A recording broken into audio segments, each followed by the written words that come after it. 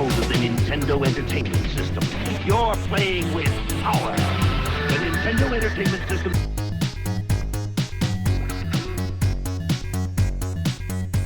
Hello and welcome to episode 9 of Replay Retro. I'm Matt, and today I'll be your guide as we explore the rebirth of the gaming industry powered by the Nintendo Entertainment System. In 1983, the video game market collapsed for a number of reasons. Most importantly among these was the volume of poorly produced games on the market for Atari's popular 2600 system, such as a terrible conversion of Pac-Man and a game widely recognised as one of the worst games of all time, E.T. the Extraterrestrial. As a result of this glut of crappy games, gamers simply lost faith in the market and stopped buying. So many companies went bust and everyone believed video games had just been a fad which was now over. While small pockets of gaming tech survived in various parts of Europe, it was only in Japan where the market never crashed. However, there was no leading player as various license-built versions of the Intellivision, Vectrix, and countless other systems competed against each other. In July 1983, however, this all changed as Nintendo launched their first cartridge-based home console. The Family Computer, or Famicom, was designed to be functional and easy to use, taking design elements from various sources, including controls from the popular Game & Watch handhelds. And within just 2 years, this 8-bit powerhouse had blown away the competition and had near total market control. To protect themselves from the fate of Atari, Nintendo introduced the Nintendo Seal of Quality, which, when combined with a unique lockout chip in the console, meant that third-party publishers had to submit their games to Nintendo for approval before they could be released.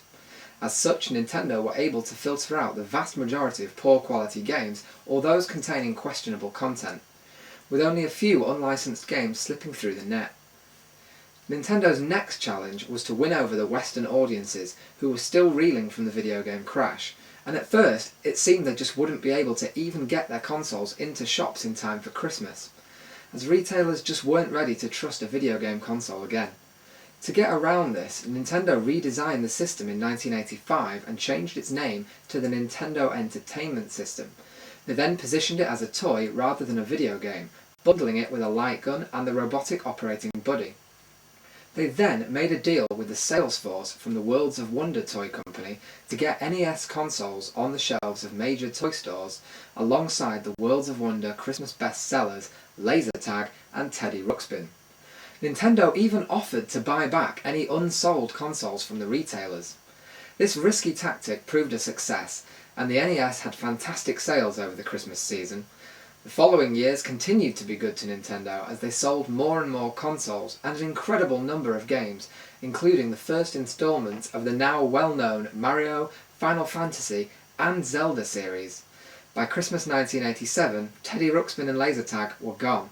Worlds of Wonder was filing for bankruptcy, while the Nintendo product they helped to launch was revitalizing the video game market, opening the door for other companies like Sega's Master System and even allowing Atari to attempt to return with the 7800 console.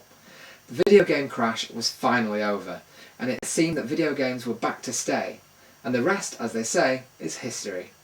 So let's take a closer look at the Nintendo Entertainment System and see what all the fuss was about. Okay, so here we are with the Nintendo Entertainment System. It's easily one of the most recognisable consoles of all time. It's appeared in films like Ghostbusters 2, The Wizard. It's just so recognisable. It's this big grey box that everyone knows. So let's take a close look at it for those of you that may not be quite so familiar with the system. As you can see, it's quite a big unit, but when you pick it up, there's not a lot of weight to it. So it's pretty clear that it didn't need to be this big. And when you see the Japanese Famicom, or the later versions of the NES, which were top-loading, you soon realise that all the equipment in here could easily have fitted into a smaller case. But aesthetically, it is quite a good-looking little system, quite reminiscent of maybe an early VCR or Betamax player, something like that. Anyway, on the front here, we have the power and the reset buttons. We also have the Player 1 and Player 2 controller ports, as well as this large flap here which conceals the game loader. You obviously slot a cartridge in there, press it down, and you're ready to go. On the side of the system, we find the composite connectors, so you have your video and audio connector there, so you can connect this system using standard composite cables, which you'll find at any audio-visual store like Comet or Curry's, wherever you want to go. On the back of the console, we have the AC adapter to supply the power, and the RF cable jack for using any standard RF cable for both audio and video. You could use the Nintendo one, the Sega ones, it really doesn't matter what you use. Nothing on this other side. Then on the bottom of the system, as you'd expect, you find your little information labels telling you the model number and everything else. You can see here, this is a Great Britain version. Underneath this little flap, you will sometimes find a service port or the panel for adding on any future accessories. However, it looks like once Nintendo realised that they weren't releasing a disc system for the European markets, they decided to seal this over for service use only, so that anyone servicing the console could open that flap if they wanted to. Okay, so let's take a look at the control pad. Well, as you can see, the Nintendo Entertainment System control pad again is just as recognisable. We see this thing on belt buckles, pin badges, t-shirts, you see it everywhere and everybody knows what it is. Even those people that weren't really all that into games back in the 80s and early 90s, they know what this is. You have your standard 4-way D-pad here, which is a nice movement on it. Your rubberized select and start buttons, and your plastic B and A buttons, and a little Nintendo embellishment there. Really nice, really simple. You also get a very nice length of controller cable, so you don't have to be very close to the system. And on the end there you find what was the proprietary connector for this control pad. As far as I'm aware, nothing other than the Nintendo Entertainment System used this type of connector, but if I am wrong, someone feel free to correct me. That plugs straight into the front there, into the Player 1 control port. Then we move on to the games themselves, which come in nice cardboard cases like this, much more sturdy and secure cardboard cases than the future Super Nintendo and N64 games would come in, so it's nice to know that at some point Nintendo knew what they were doing. When we open it up, we find a protective sleeve containing the instruction booklet for the game and the game itself. Note the end labels there. End labels are something that Nintendo stopped doing after the NES, so it became a lot more difficult to find your games when browsing through on a shelf. These end labels are absolutely brilliant. Why they got rid of them, I will never ever understand. Anyway, this is the cartridge itself. You've got a little area for holding it there to make it easier to pull out of the system. And to put the cartridge in, simply open the flap, slot the cartridge in and press it down firmly before either leaving the flap open or closing it. It's totally up to you. Pressing the power button and then the red light will come on and you are ready to play some Top Gun, the second mission. Okay, so here we are with Top Gun, the second mission. Just get our mission briefing here. Pick some weapons. And here we are with this pretty impressive takeoff sequence as we rise from the aircraft carrier.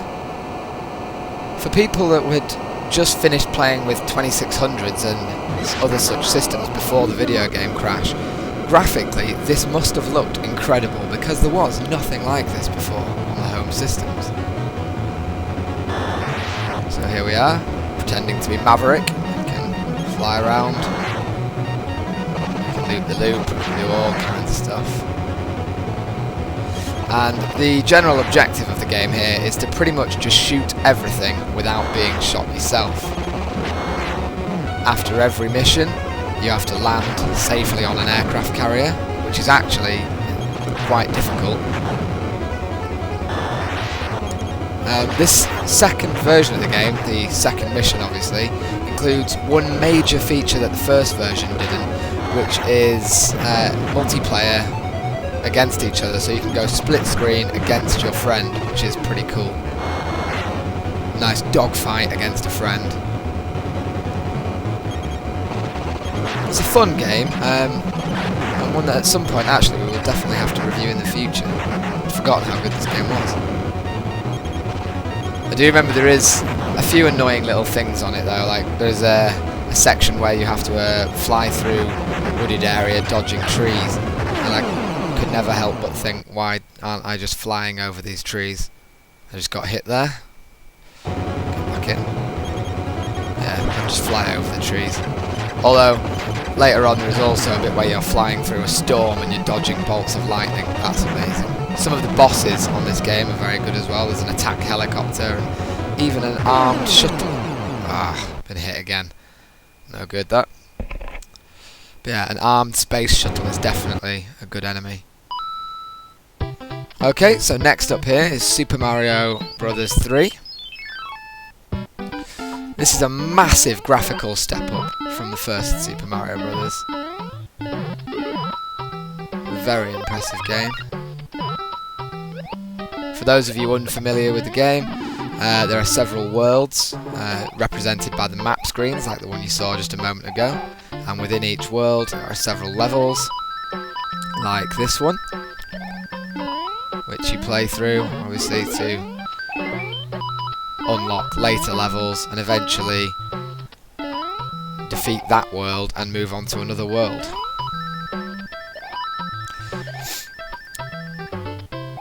Before this game actually came out, it was featured in the film The Wizard, and lots of people went to see that film purely because they wanted a glimpse of Super Mario Bros. 3. That shows how famous Super Mario Bros. Became.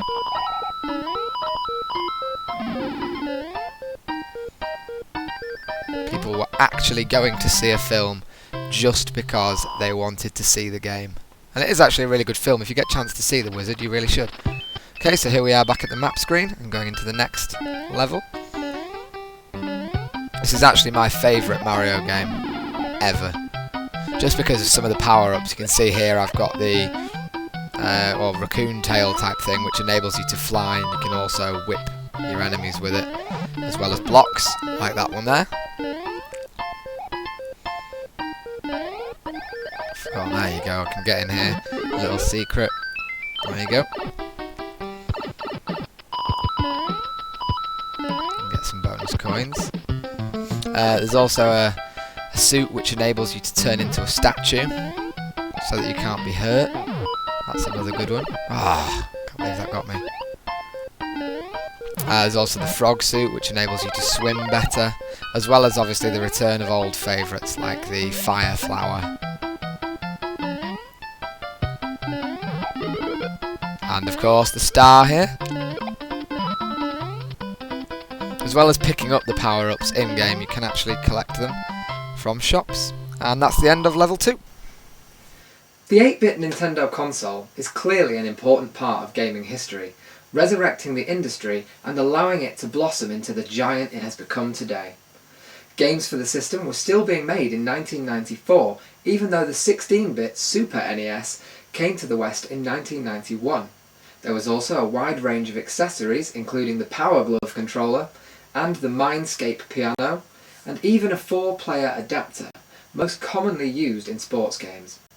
Japanese gamers were also treated to 200 games exclusively on the Disk System add-on, but unfortunately this never came to the West and is now a real collector's item.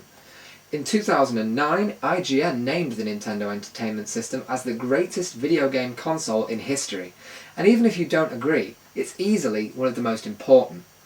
So next time you pick up your Wiimote, your Xbox or PS3 controller, remember that without this little grey box, the games you love might never have existed. Tune in again next time for another trip down retro gaming memory lane, and don't forget you can keep up to date with the latest news about the show by following Replay Retro on Twitter. See you next time.